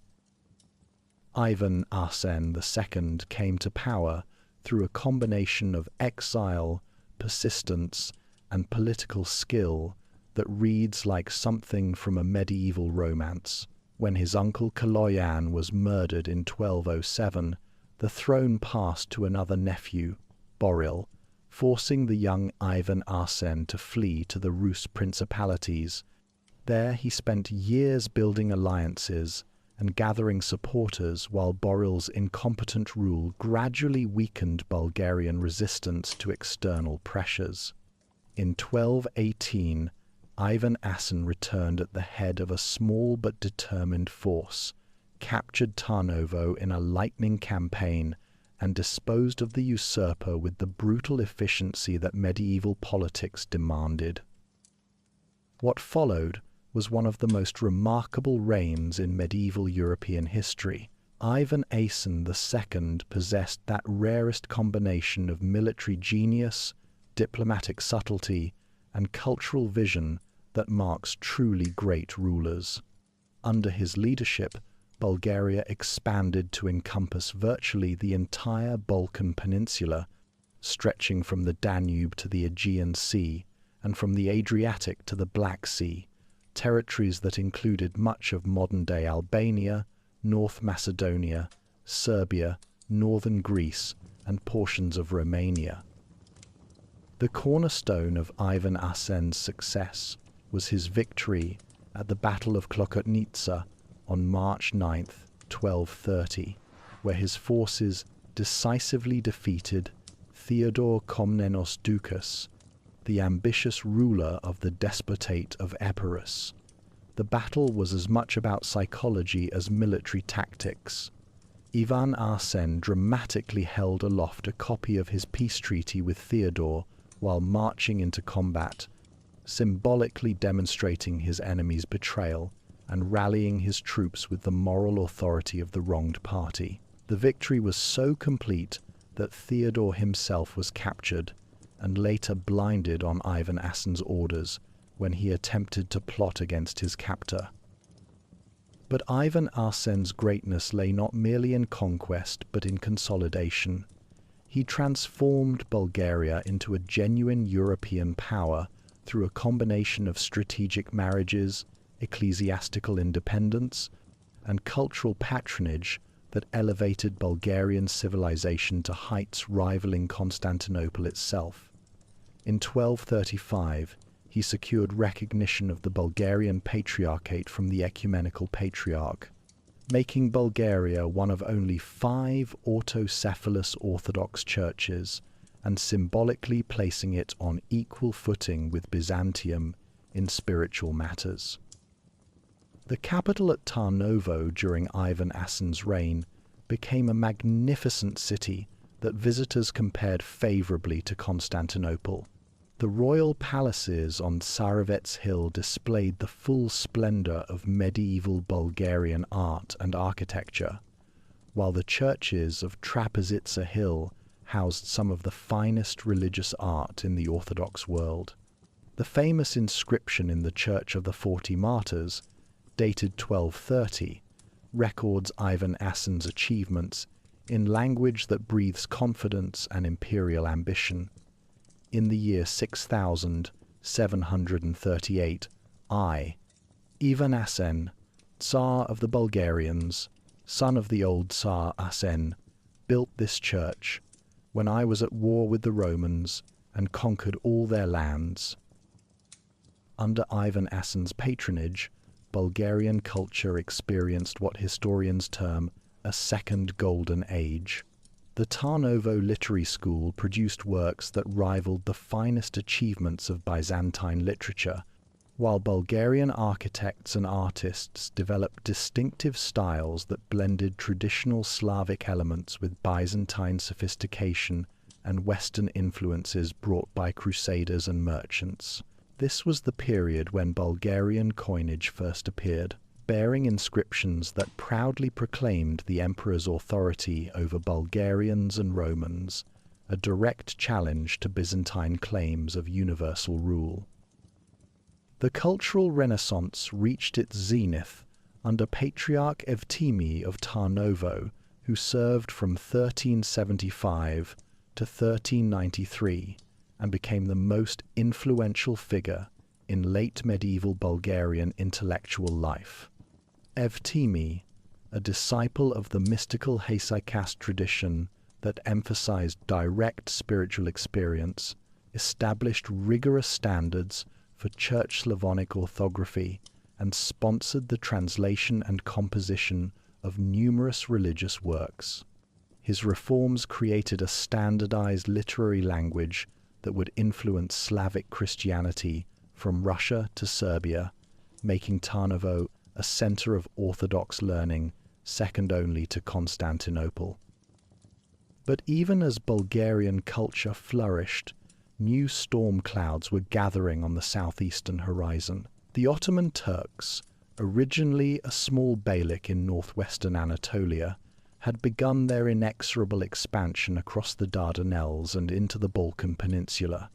Unlike previous nomadic invaders, the Ottomans combined military excellence with administrative sophistication and religious zeal, creating a conquering force unlike anything Europe had previously encountered. The Ottomans entered the Balkans initially as mercenaries in Byzantine service during the 1340s, but they quickly recognized the weakness of the Christian powers and began establishing their own footholds. Between 1359 and 1362, Sultan Murad I captured much of Thrace, including the strategic city of Adrianople, which commanded the route up the Maritsa Valley into the heart of the Bulgarian lands. The fragmentation of the Bulgarian Empire following Ivan Alexander's death in 1371 played directly into Ottoman hands. The realm was divided between Alexander's sons. Ivan Shishman controlled the central territories around Tarnovo, while his half-brother Ivan Sratsimir ruled the northwestern regions from Vidin. This division prevented unified resistance precisely when unity was most crucial, allowing the Ottomans to pursue their favorite strategy of defeating enemies piecemeal. The psychological turning point came with the Battle of Kosovo on June 15, 1389, where Ottoman forces decisively defeated a coalition of Serbian and Bulgarian nobles. Although Sultan Murad perished in the battle, the victory effectively established Ottoman dominance over the Balkans and left the remaining Christian states isolated and vulnerable. Ivan Shishman, recognizing the hopelessness of his position, became an Ottoman vassal in 1373, but this submission only postponed the inevitable. The final act of the Bulgarian tragedy unfolded with dramatic swiftness. In 1393, when Ivan Shishman attempted to join a Hungarian alliance against the Ottomans, Sultan Bayezid I, appropriately known as the Thunderbolt, responded with overwhelming force. While Ivan Shishman was absent from his capital, Ottoman armies under Prince Suleiman Çelebi surrounded Tarnovo and began a siege that would last 3 months. The defense of Bulgaria's last capital became an epic of medieval heroism. With their emperor away, the citizens rallied around Patriarch Evtimi, who attempted to negotiate terms that would spare the city's population and preserve its churches. But Bayezid's forces, fresh from victories across the peninsula, showed little inclination toward mercy. On July 17, 1393, after a final assault from the direction of Tsarevits Hill, the Ottoman forces broke through the defenses and captured the city that had served as Bulgaria's heart for over 2 centuries. The aftermath was devastating. Churches were converted to mosques, palaces burned, and the accumulated treasures of Bulgarian civilization either destroyed or carried away to adorn Ottoman capitals. Patriarch Evtimi himself was exiled to a monastery in Serbia, taking with him the dreams of an independent Bulgarian church and the memories of a culture that had once rivaled Byzantium in its splendor. Ivan Shishman's end came 2 years later when Ottoman forces captured Nikopol, his final stronghold on the Danube. According to the chronicles, the last emperor of medieval Bulgaria died on June 3, 1395, either in battle defending his fortress or shortly afterward in Ottoman captivity. With his death, the political structure that had sustained Bulgarian independence for over 2 centuries finally collapsed, leaving only the memory of vanished glory and the hope of eventual resurrection. The conquest of Vidin in 1396 eliminated the last remnant of Bulgarian independence, ushering in what Bulgarian historians call the Turkish yoke, 5 centuries of Ottoman rule that would test the resilience of Bulgarian culture as never before. The nobility was destroyed, the church subordinated to Constantinople, and the peasantry subjected to taxes and regulations designed to support an empire whose capital lay far from Bulgarian soil. Yet even in defeat, the Second Bulgarian Empire left an indelible legacy. The architectural monuments of Tarnovo, though scarred by conquest, preserved the memory of Bulgarian artistic achievement. The literary works of the Tarnovo school, copied and preserved in distant monasteries, kept alive the flame of Bulgarian intellectual tradition. Most importantly, the example of the Asen dynasty demonstrated that Bulgarian independence was possible, creating a template for future liberation movements that would eventually emerge from the Ottoman shadows. As we close this chapter of our Bulgarian Odyssey, we might reflect on the profound ironies of historical timing. The Second Bulgarian Empire reached its cultural zenith precisely as its political foundations were beginning to crumble. The same decades that witnessed the finest achievements of Bulgarian literature and art also saw the inexorable advance of Ottoman power that would ultimately engulf not only Bulgaria, but most of southeastern Europe. Next up, we shall explore how Bulgarian culture survived the centuries of Ottoman rule, how national consciousness preserved itself through folklore and rebellion, and how the dream of independence eventually rekindled in the hearts of 19th century revolutionaries. But tonight, let the golden age of medieval Bulgaria illuminate your dreams. An age when Tarnovo's bells rang across a free empire, when Bulgarian emperors held court in marble halls, and when the scribes of Evtimi's school penned works that would outlive the empires that created them. Chapter 5: National Awakening and Modern Struggles. In the quiet monastery of Hilandar, perched on the mountainous slopes of Mount Athos, a Bulgarian monk named Paisius bent over his writing desk in the year 1762. Surrounded by ancient texts and Byzantine manuscripts, this humble scholar could not have known that the words flowing from his pen would ignite a flame that would burn across Bulgaria for over a century.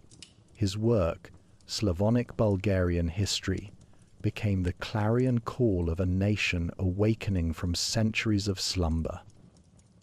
Paisius of Hilandar, born around 1722 in the prosperous mountain town of Bansko, was no ordinary monk. His family were merchants, part of that emerging Bulgarian middle class who travelled the trade routes between the Ottoman Empire and distant Vienna. When he took his monastic vows at Hilandar at age 23, he brought with him not just religious devotion, but a burning curiosity about his people's forgotten heritage. What Paisius discovered in the monastery's archives devastated and inspired him in equal measure. Among the dusty volumes and crumbling chronicles lay evidence of a glorious Bulgarian past that his contemporaries had almost entirely forgotten. Two mighty empires had once stretched across the Balkans, bearing the Bulgarian name with pride. Yet now, his fellow Bulgarians seemed content to call themselves simply Christian or to adopt Greek identities, as if their own heritage was somehow shameful. The catalyst for Paisius's great work came from an unexpected source, the mockery of his fellow monks. Greek and Serbian brethren at Hilandar would taunt the Bulgarian monks, asking why they had no history, no books, no heroes to call their own. These jibes cut deep, but they also sparked a determination that would change history. Paisius resolved to prove his tormentors wrong, to show that the Bulgarians possessed a heritage as noble as any in the Orthodox world. Working with methodical care, Paisius compiled his Slavonic Bulgarian history from Byzantine sources and Serbian chronicles. His method mixed historical fact with passionate nationalism, written in simple language that ordinary Bulgarians could understand. "Why are you ashamed of your nationality?" he demanded of his readers. "Know your race and your language. This race of yours has had mighty kings and great patriarchs." With each line, he demolished the myth of Bulgarian inferiority that centuries of foreign domination had created. Paisius could not have his work printed. No printing press existed in the Bulgarian lands, so he spread the manuscript by hand. "Copy this little history," he urged. "Keep it so that it will not disappear." From the 1760s onwards, copies spread like wildfire through Bulgarian communities, passed from hand to hand, read aloud in taverns and market squares, sparking conversations that had been dormant for centuries. The torch that Paisius lit was taken up by new awakeners. Sofroni Vrachansky, the Bishop of Vratsa, expanded on Paisius's themes while adding urgent emphasis on education. "A people without learning," he declared, "are like dumb animals." The timing coincided with profound changes in the Ottoman Empire. Military defeats, economic stagnation, and administrative corruption created opportunities that earlier generations could only have dreamed of. Bulgarian merchants became the financial backbone of national revival. From Plovdiv to Gabrovo, wealthy Bulgarian traders began to see their prosperity as inseparable from their national identity. They funded school construction, sponsored young Bulgarians to study abroad, and created the infrastructure that would make a modern Bulgarian nation possible. Their workshops became informal centers where Paisius history was read and the implications of Bulgarian identity endlessly debated. The educational revival was remarkable. In 1835, Vasil Aprilov founded the first modern Bulgarian school in Gabrovo, using the innovative Lancasterian system. By the 1870s, Bulgaria boasted nearly 2,000 schools, each providing free education in Bulgarian. Even more significant was the emergence of the Chitalishta, or reading room, first appearing in Svistov in 1856. These centers became the beating heart of Bulgarian cultural life, hosting lectures, performances, and debates. The revival of Bulgarian literature accompanied these educational advances. Writers like Petko Slavikov began producing works celebrating Bulgarian history while advocating for national autonomy. Bulgarian language newspapers, though often published abroad to avoid censorship, found eager readership among the growing literate population. These publications created the first truly national Bulgarian discourse. The struggle for an independent Bulgarian church became central to cultural awakening. For centuries, the Bulgarian Orthodox Church had been subordinated to the Greek Patriarchate, with Greek bishops and Greek religious services. This ecclesiastical colonialism rankled deeply. When Bulgarians threatened to abandon orthodoxy altogether for Rome, the Ottoman government finally took notice. The breakthrough came in 1870 when Sultan Abdul Aziz established the Bulgarian Exarchate, an independent Bulgarian Orthodox Church with jurisdiction over dioceses where 2/3 declared themselves Bulgarian. The first Bulgarian Exarch, Antim Verst, became not just a religious leader, but the de facto spokesman for Bulgarian national aspirations. The Greek Patriarchate excommunicated the Bulgarian Church as schismatic, but this only strengthened Bulgarian resolve. While cultural awakening proceeded peacefully, a more radical current developed among Bulgarian emigrants in Romania and Serbia. These political refugees began organizing the first truly revolutionary movement in Bulgarian history. Their goal was not gradual reform, but complete liberation through armed struggle. The towering figure was Georgy Rakovsky, who spent decades developing plans for Bulgarian liberation. Born in 1821 in Kotel, Rakovsky combined romantic nationalism with practical military planning. Though he died in 1867 before seeing his plans implemented, Rakovsky established the intellectual foundation for everything that followed. Rakovsky's most important successor was Vasil Levski, whose legend would grow to mythic proportions. Born in 1837 in Karlovo, Levski combined the spiritual depth of a former monk with the strategic brilliance of a master conspirator. Unlike earlier revolutionaries who relied on external support, Levski understood that successful revolution required careful organization and broad popular support. Levski's great achievement was creating a revolutionary network across Bulgarian territories. Working with methodical precision, he established secret committees in hundreds of towns and villages, creating his internal organization. Each committee connected to others through trusted intermediaries, but individual cells knew little about the broader network. This structure provided security against Ottoman infiltration while building organizational foundation for coordinated uprising. The Apostle of Freedom traveled constantly, often in disguise, establishing committees and recruiting supporters. His personal charisma was legendary. Contemporaries described him as possessing an almost supernatural ability to inspire trust and dedication.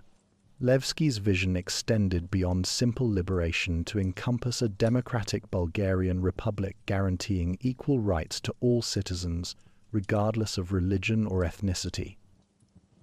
Tragically, Levski's careful work was undone by betrayal. In December 1872, he was captured by Ottoman authorities near Lovech. His trial became a European sensation, as Levski used the courtroom to articulate the Bulgarian cause with eloquent dignity. When he was hanged in Sofia in February 1873, his execution only strengthened the revolutionary movement he had created. Levski's martyrdom galvanized a new generation led by the brilliant poet Hristo Botev. Born in 1848 in Kalofa, Botev combined revolutionary poetry's emotional power with practical military organizing skills. His verses transformed abstract political concepts into passionate calls for action. He who falls fighting for freedom does not die, he is sung about by the people for centuries, Botev wrote. His own life, would soon provide the ultimate example. Working with the Bulgarian Revolutionary Central Committee based in Romania, Botev planned the comprehensive uprising that Levski had envisioned. The deteriorating Ottoman situation, financial crisis, administrative chaos, and rebellions in Herzegovina and Serbia seemed to offer perfect opportunity. The conspirators believed a well-timed Bulgarian uprising could trigger European intervention and finally achieve liberation. The uprising planned for May 1876 was intended as the culmination of decades of preparation. Bulgarian territories were divided into 4 revolutionary districts, each with specific leadership and objectives. The plan called for simultaneous revolts across all regions, supported by armed bands crossing from Romania and Serbia. International attention would force the great powers to intervene on Bulgaria's behalf. Fate had other plans. Betrayal forced the uprising to begin prematurely in April 1876, catching many regions unprepared. The spark came in Koprivshtitsa, where local leader Todor Kableshkov and companions resisted Ottoman arrest attempts. On April 20th, they seized the police station and proclaimed the beginning of liberation struggle. The April uprising spread through the 4th Revolutionary District around Panegyurishte, where years of preparation had created strong organizations. Towns like Perushtitsa, Bratsigovo, and Batak became resistance centers, with ordinary villagers taking up arms. For a few glorious weeks, parts of Bulgaria experienced genuine self-rule for the first time in centuries. The Ottoman response proved devastating in its brutality. Rather than deploying regular army units, officials recruited irregular Bashi-Bazouk forces and Circassian paramilitaries who turned suppression into genocidal violence. Villages were burned, and populations, men, women, and children, were systematically massacred. In Batak alone, over 5,000 civilians were slaughtered. An estimated 30,000 Bulgarians died during suppression of the uprising. Hristo Botev's rescue attempt provided one of the most dramatic episodes. Leading 200 volunteers, Botev commandeered the Austrian steamship Radetzky on the Danube, forcing its captain to land at Kozloduy. His plan was to link with local committees and reignite rebellion, but he found only devastation. Ottoman forces quickly surrounded his band, and on June 1st, 1876, Botev was killed in battle. He was just 28 years old. The immediate military results were catastrophic for the Bulgarian cause. Revolutionary networks were largely destroyed, leaders dead or in exile. Yet, in a larger sense, the uprising achieved exactly what organizers hoped. It placed the Bulgarian question firmly on the European agenda. Reports of Ottoman atrocities reached Western Europe through American missionaries and British correspondents who witnessed the aftermath firsthand. The phrase Bulgarian horrors entered European political vocabulary. Mass demonstrations in London, Paris, and other cities demanded action against Ottoman brutality. William Gladstone published The Bulgarian Horrors and the Question of the East, which sold 200,000 copies and fundamentally shifted British public opinion. Victor Hugo, Leo Tolstoy, and other literary figures added their voices to condemnation. This international outrage created conditions that would lead to Bulgarian liberation. When Serbia and Montenegro declared war on the Ottoman Empire, they found a European audience newly sympathetic to Balkan Christian causes. The Ottoman Empire's inability to handle multiple crises exposed fundamental weakness and convinced European statesmen that the Eastern question required comprehensive solution. Decisive intervention came from Russia, with its complex mixture of motives for opposing Ottoman rule, pan-Slavist sentiment, orthodox religious solidarity, and traditional Russian ambitions contributed to the decision to act. When diplomatic efforts failed to resolve the Balkan crisis, Russia declared war on the Ottoman Empire in April 1877, ostensibly to protect Christian populations from further massacres. The Russo-Turkish War of 1877 to 1878 witnessed decisive battles in Bulgarian territories. Russian forces, supported by Romanian allies and Bulgarian volunteers, pushed steadily southward. The siege of Pleven became the war's most celebrated episode, with Russian troops finally breaking Ottoman resistance after months of costly fighting. Bulgarian participation in their own liberation was significant despite the April uprising's destruction. Thousands of Bulgarian volunteers joined Russian forces, serving as guides, interpreters, and auxiliary fighters. Their local knowledge proved invaluable in mountain campaigns, and their presence gave the Russian cause legitimacy as liberation rather than conquest.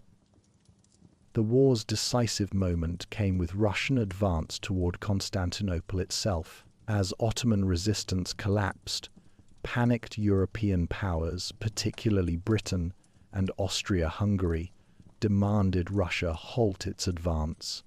The resulting armistice led to peace negotiations at San Stefano village, outside Constantinople. The preliminary Treaty of San Stefano, signed March 3, 1878, represented complete fulfillment of Bulgarian national aspirations. The agreement created an autonomous Bulgarian principality, including virtually all territories where Bulgarians formed a majority from the Danube to the Aegean Sea, from the Black Sea nearly to Albanian mountains. This Great Bulgaria encompassed present-day Bulgaria, plus most of Macedonia and parts of Thrace. Bulgarian reaction to San Stefano bordered on euphoric.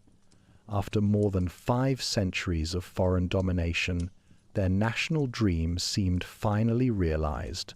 Church bells rang throughout liberated territories, and spontaneous celebrations erupted everywhere. The treaty seemed to vindicate every sacrifice, from Paisius's scholarly efforts to Botev's heroic death. Yet European great powers were not prepared to accept such dramatic Balkan geopolitical shifts.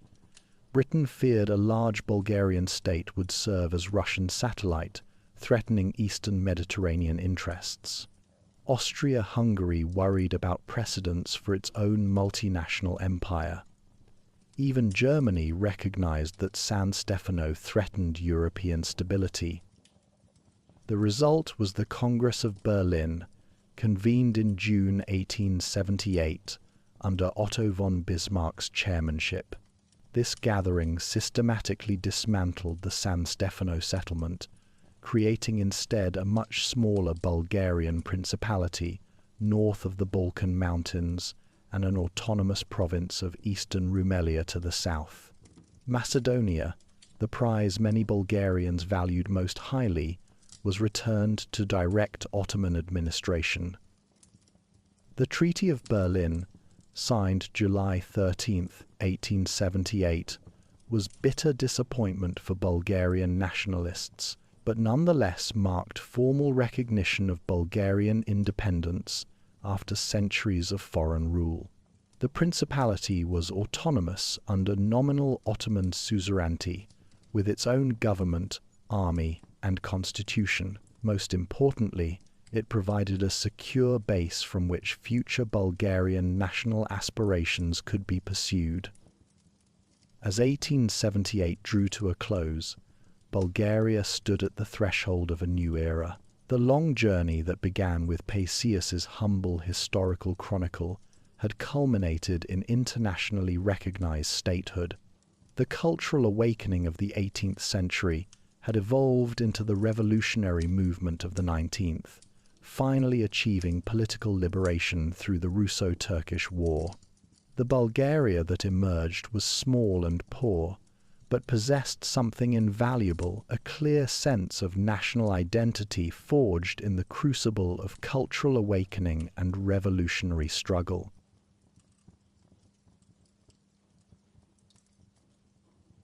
Chapter 6: Modern Nation and European Integration.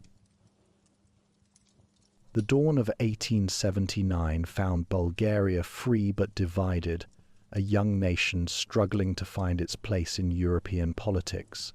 The principality created by the Treaty of Berlin was smaller than Bulgarian dreams had envisioned, yet it represented something precious beyond measure, a foothold in the family of sovereign nations after 5 centuries of foreign rule. From Sofia, Bulgarian leaders gazed eastward toward their separated brethren in eastern Rumelia, and westward toward the great powers whose approval still seemed necessary for every major decision.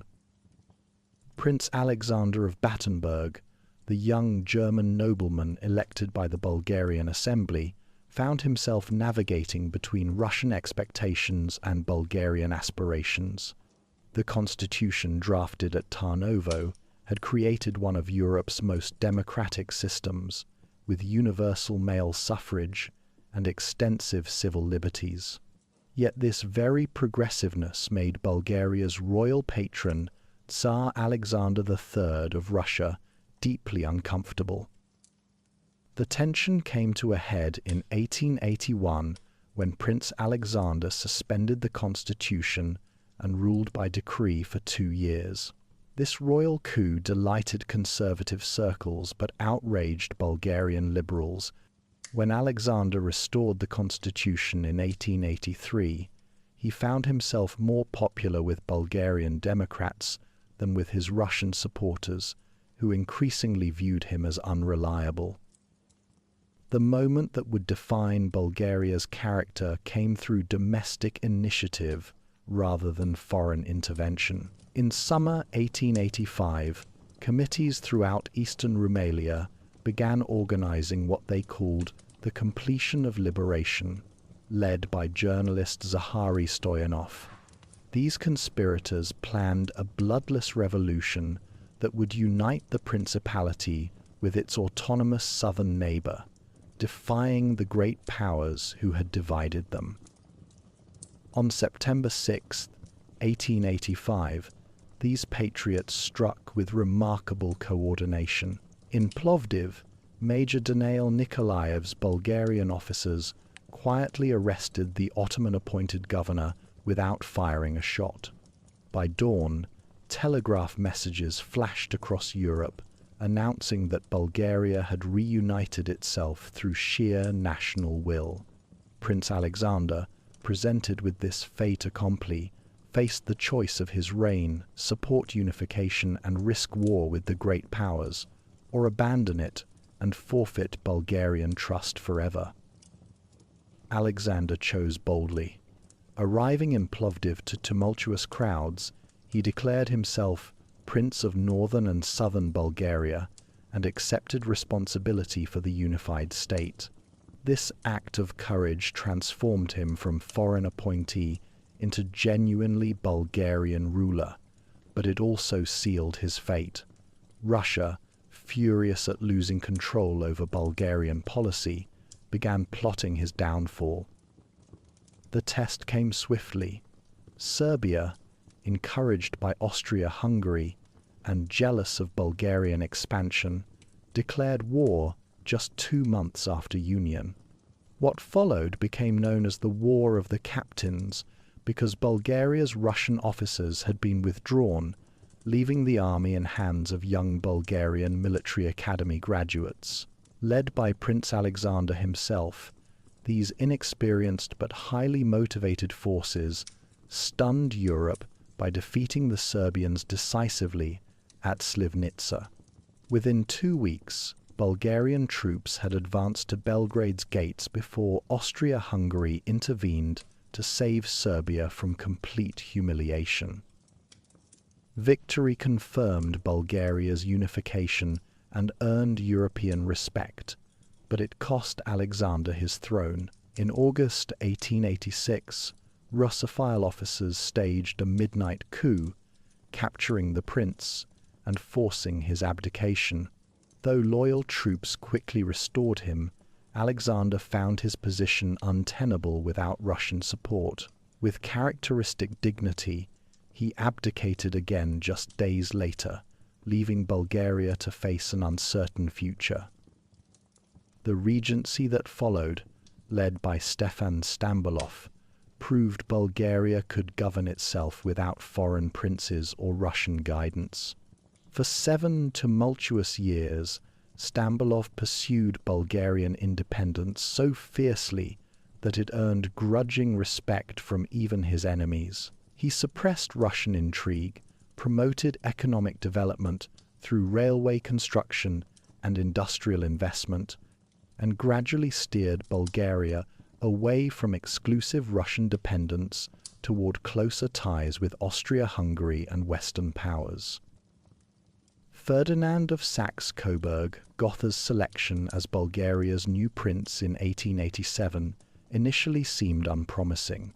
This German Catholic aristocrat appeared to embody everything foreign in Bulgarian politics, yet Ferdinand possessed political cunning that served him well in Balkan diplomacy. Gradually establishing authority through charm, calculation, and careful attention to Bulgarian sensibilities, he would rule for 31 years and guide his adopted country through momentous decades. Ferdinand's crowning achievement was declaring Bulgarian independence in October 1908, coinciding with Austria-Hungary's annexation of Bosnia-Herzegovina. In ancient Tarnovo, in the very church where medieval Bulgarian Tsars had been crowned, Ferdinand proclaimed complete independence and assumed the title of Tsar. After 30 years of nominal Ottoman suzerainty, Bulgaria finally stood as fully sovereign nation. The Balkan Wars of 1912 and 1913 represented both zenith and catastrophe of Bulgarian national aspirations.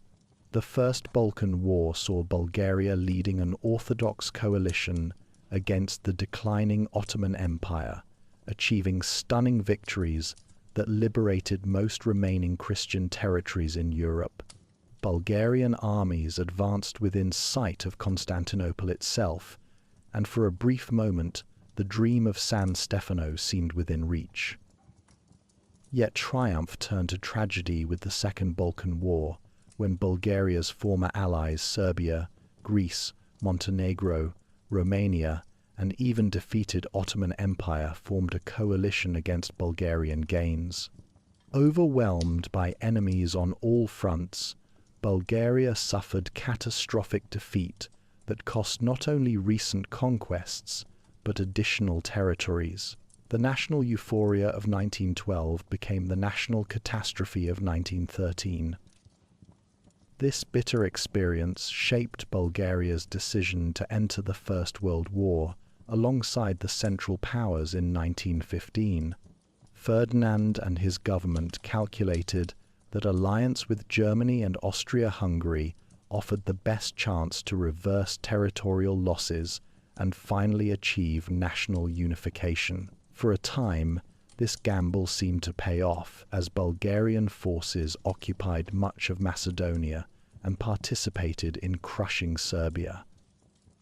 But the Great War proved Bulgaria's second national catastrophe in 5 years. By 1918, the country was exhausted by 4 years of conflict, its armies demoralized, economy shattered, and people starving. When the Allied breakthrough on the Macedonian front threatened to cut off Bulgarian forces, the army simply disintegrated. Mutinous soldiers, led by agrarian leader Alexander Stamboliski, marched on Sofia demanding peace and Ferdinand's abdication. Ferdinand's abdication in favor of young son Boris III marked the end of Bulgaria's imperial dreams and beginning of difficult reconstruction. The Treaty of Neuilly in 1919 imposed harsh terms: loss of western Thrace to Greece, territory to Yugoslavia, southern Dobruja to Romania, massive reparations, and military restrictions. The nation that had dreamed of becoming the Prussia of the Balkans found itself reduced to its smallest extent since medieval times. The interwar period brought democracy but also instability. Stambolijski's Bulgarian Agrarian National Union represented the peasant majority with policies of land redistribution, education reform, and international reconciliation. His government's attempts to suppress the internal Macedonian Revolutionary Organization and normalize relations with Yugoslavia proved deeply unpopular among nationalist circles, who saw such policies as betrayal of the national cause. The military coup of June 1923 that overthrew and murdered Stambolijski ushered in political violence that scarred Bulgarian society for decades. Right-wing governments alternated with periods of royal dictatorship as young Tsar Boris III gradually concentrated power. The communist uprising of September 1923 was crushed with brutal efficiency, driving Bulgaria's left underground and into Soviet arms. Boris III's personal rule, established firmly by 1935, combined authoritarian methods with genuine popularity. The handsome, intelligent monarch cultivated an image as defender of Bulgarian interests above party politics. His greatest test came with the Second World War, when Bulgaria again found itself choosing sides in a European conflict that would determine the fate of nations. Boris's alliance with Nazi Germany in March 1941 was motivated by the same calculations that had driven Ferdinand's decision hope of finally achieving Bulgarian national unification. The alliance did restore Macedonia and Western Thrace to Bulgarian administration. Yet Boris struggled to maintain Bulgarian sovereignty within the Axis system, refusing to send troops to the Eastern Front and protecting Bulgaria's Jewish population from deportation to German death camps. The mysterious death of Tsar Boris III in August 1943, just days after a tense meeting with Hitler, robbed Bulgaria of its most skillful political leader as the war turned decisively against the Axis. With 6-year-old Simeon II on the throne under regency, Bulgaria drifted toward inevitable defeat. The Soviet declaration of war in September 1944 triggered a communist-led coup that overthrew the pro-German government and aligned Bulgaria with the Allied cause. The communist takeover of September 9, 1944, marked the beginning of 45 years of totalitarian rule that transformed Bulgaria more completely than any previous period. Georgy Dimitrov, the former Comintern chief who became Bulgaria's first communist leader, implemented a Stalinist system with ruthless efficiency. The monarchy was abolished, political opposition eliminated, and private property nationalized in the name of building socialist society. Under communist rule, Bulgaria experienced rapid industrialization and urbanization. A country that had been overwhelmingly agricultural became one of Eastern Europe's more developed industrial states. Universal education was established, literacy became virtually universal, and women gained equality in employment and education. The communist regime also implemented extensive social programs providing free healthcare, education, and cultural opportunities. Yet these achievements came at enormous cost in human freedom and dignity. The communist state controlled every aspect of life through an extensive security apparatus that monitored citizens' activities, thoughts, and associations. Thousands of opponents were imprisoned or executed in early years, while secret police maintained surveillance over the entire population. The vibrant democratic traditions that had emerged in the early 20th century were completely suppressed. Todor Zhivkov's rise to power in 1954 began the longest personal dictatorship in Bulgarian history.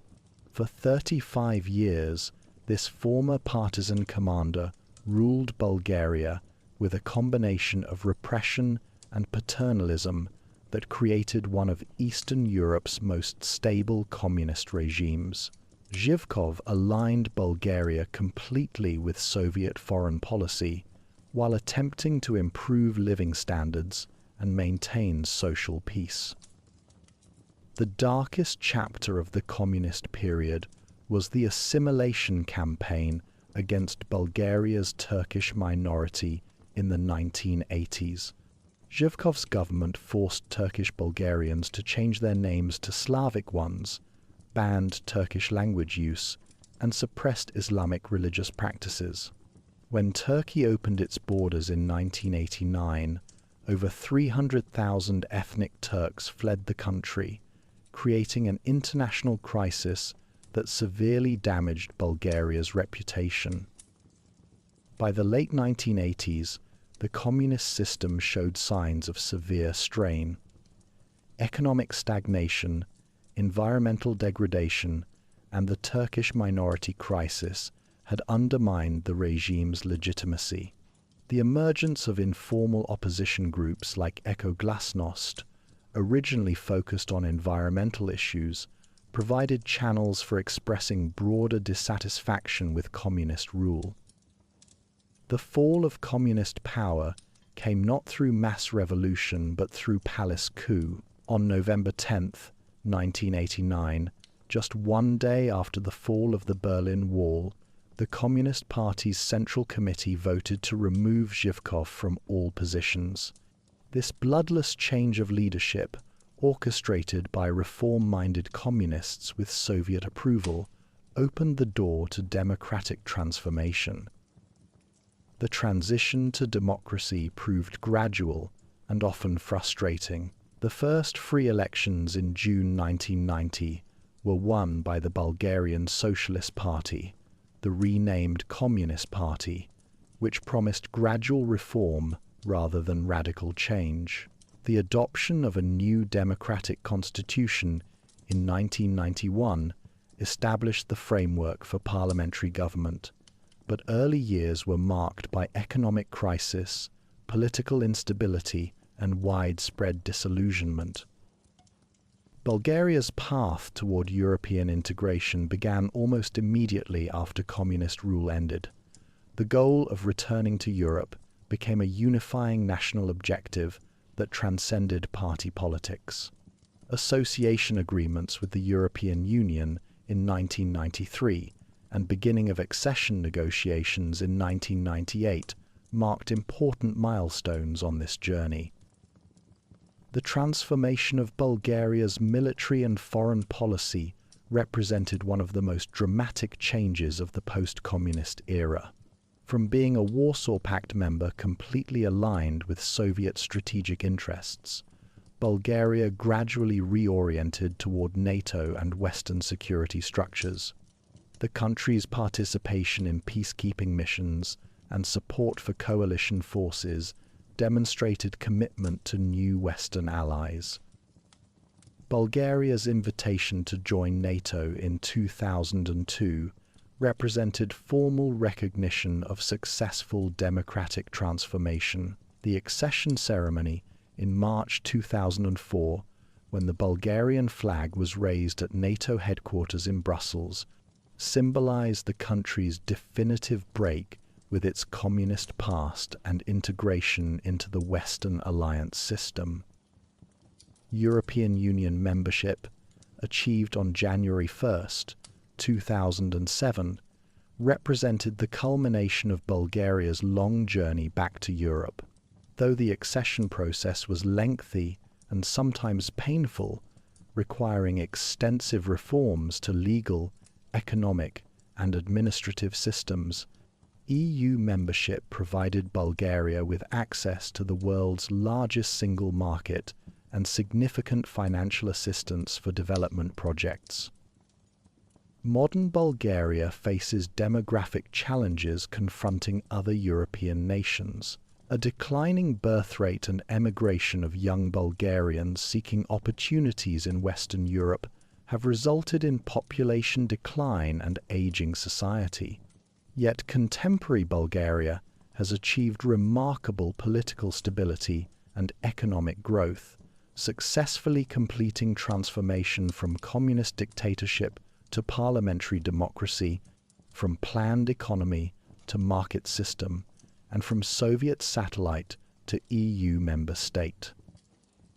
As Bulgaria approaches the 150th anniversary of its liberation, the nation can look back on a remarkable journey through independence, unification, world wars, dictatorship, and democratic transformation. The small principality created by the Treaty of Berlin has evolved into a modern European democracy that has preserved and strengthened the Bulgarian national identity that awakeners like Paisius could have only dreamed of achieving.